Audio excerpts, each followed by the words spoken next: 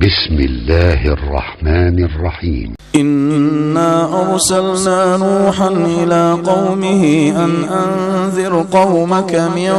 قبل أن يأتيهم عذاب أليم. قال يا قوم إني لكم نذير مبين أن اعبدوا الله واتقوه وأطيعون يغفر لكم من ذنوبكم ويؤخركم إلى أجل مسمى إن أجل الله إذا جاء لا يؤخر لو كنتم تعلمون. قال رب إني دعوت قومي ليلا ونهارا فلم يزدهم دعائي إلا فرارا وإني كلما دعوتهم لتغفر لهم جعلوا أصابعهم في آذانهم واستغشوا ثيابهم وأصروا واستكبروا استكبارا ثم إني دعوتهم جهارا ثم إني أعلنت لهم وأسررت لهم إسرارا فقلت استغفروا ربكم إنه كان غفارا يرسل السماء عليكم مدرارا ويمددكم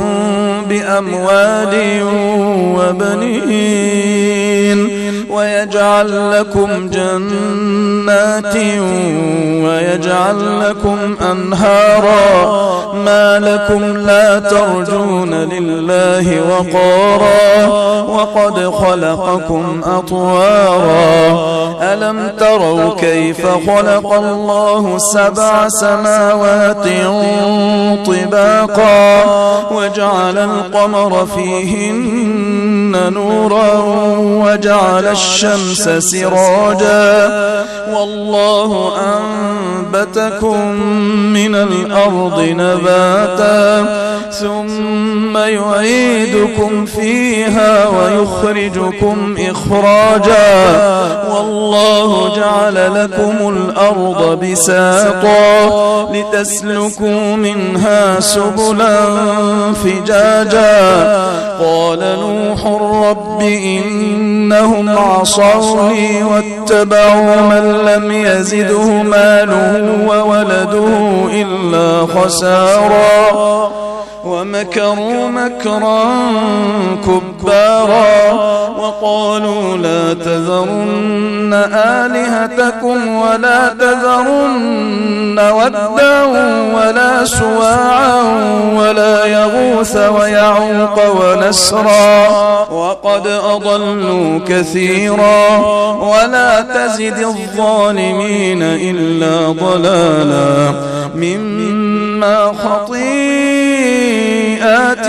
أغرقوا فأدخلوا نارا